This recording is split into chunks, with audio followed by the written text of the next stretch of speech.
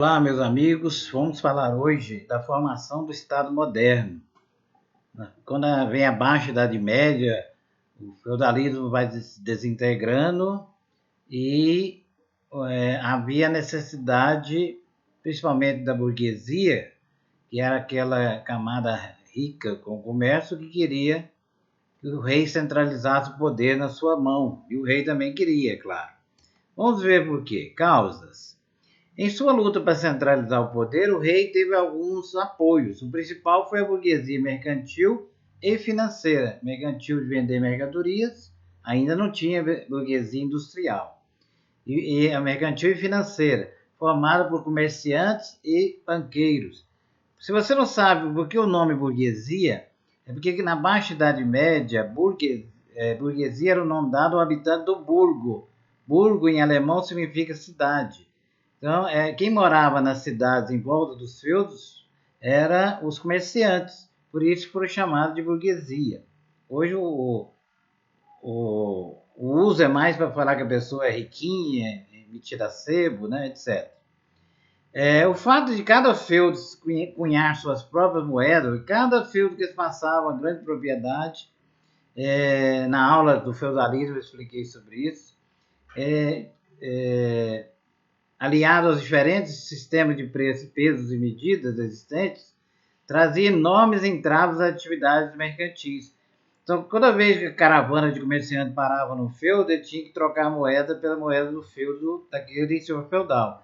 O peso e a medida não era igual. O que era 1 metro no feudo era 1,5 metros no outro. Quer dizer, cada um fazia seu sistema de medida e de peso. Isso atrapalhava o comércio. Além disso, o pagamento de pedágios impostos pelos senhores feudais às caravanas de mercadores prejudicava ainda mais os negócios da burguesia, que buscava mercadorias longe para vender. Todo feudo, toda fazenda que entrava pagava pedágio. Aqui é o feudo, né? Aqui você vê as estradas do feudo. Então, toda vez que a caravana entrava no feudo, tinha que pagar pedágio.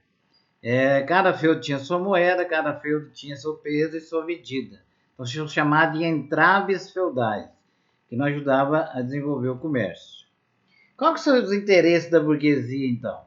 Um poder centralizado e forte poderia, entre outras coisas, resolver esses problemas e ainda oferecer proteção às rotas comerciais, o que não acontecia no mundo feudal. Eles achavam que se o poder ficasse na mão de um rei, esse rei podia colocar uma lei única, um peso único, medida única, impedir essa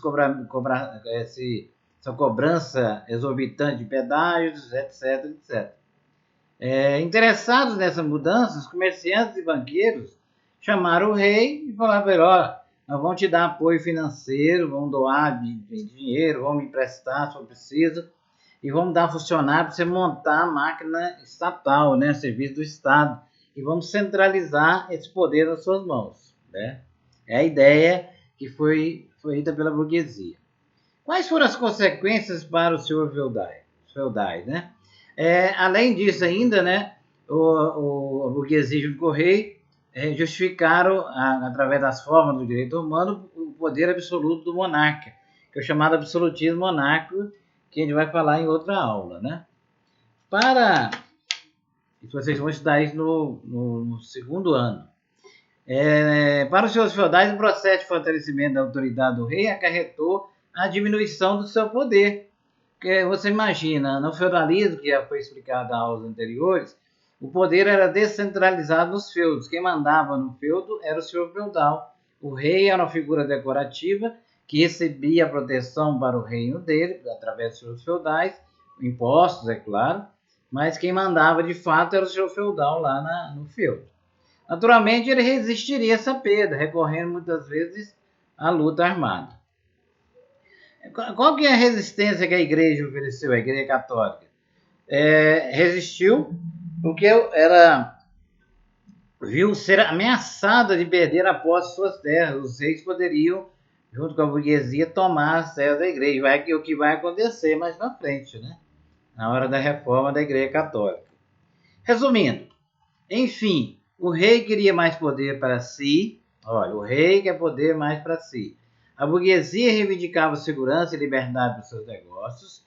Os senhores feudais se negavam a renunciar a seus privilégios. A igreja, finalmente, lutava para manter a posição que havia conquistado durante a Idade Média. A igreja chegou a ter, no auge da Idade Média, 75% das terras da Europa Ocidental. Ela era poderosíssima, o poder maior que tinha naquela época. Aí vão vir as guerras, né? Para poder centralizar o poder. A maior duração foi a Guerra dos 100 Anos, né?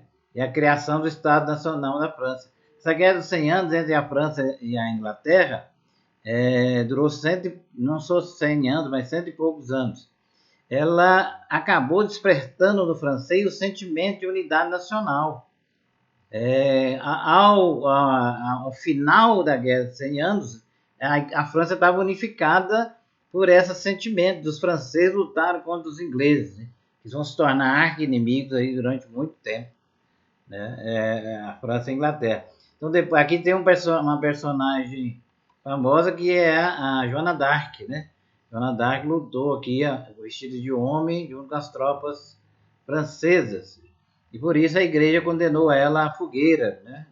Acusada de heresia. Aqui você vê como surgiu a França, né? O condado da França. Aí vai surgir aqui a França, aqui tem Paris, capital. A Península Ibérica, Portugal e Espanha, foram os primeiros países a se unificarem. Veja bem como é que era ali na Península Ibérica, onde hoje está Portugal e Espanha. De primeiro tinha o Emirado de Córdoba, porque os turcos tinham invadido na época, no século VII, né, a partir da expansão do islamismo, eles foram conquistando todos os povos aí. Então, Emirado geralmente através de árabes, né? Aqui o Califado dos Omíadas, aqui o Reino Leão, o Reino de Castela. Isso aqui agora em 1150, já na Baixa Idade Média, você tem o Reino de Portugal, né? A extrema Andaluzia, Castela e Aragão. Em 1492, Portugal já estava unificado. Vocês vão ver no texto que eu vou passar para vocês, que vocês vão ler, que Portugal foi o primeiro país a se unificar. Depois a Espanha. Como é que a Espanha? Eu já disse 2 reinos apenas, Leão e Castela e Aragão, através, né, do casamento de Catarina e Aragão com o rei da Espanha. Eles casou, uniu os reinos e virou a Espanha de hoje. É isso que significou a península. E a expulsão dos turcos, dos árabes ali, propiciou também um sentimento de unidade lá na Península Ibérica. A Inglaterra também tem as suas particularidades, como a Guerra das Rosas, né? Que as rosas eram o símbolo, né, da feudal naquela época, lá na Inglaterra. Então, as 2 rosas, né, que tinham as suas bandeiras, lutaram. No final dessa guerra, o poder vai ficar unificado. Aí no texto vocês vão acompanhando. Ok? Chegamos ao fim de mais uma aula. Espero que tenham compreendido como é que se formou o Estado moderno a partir do século XV, XVI na Europa Ocidental. Muito obrigado e até a próxima.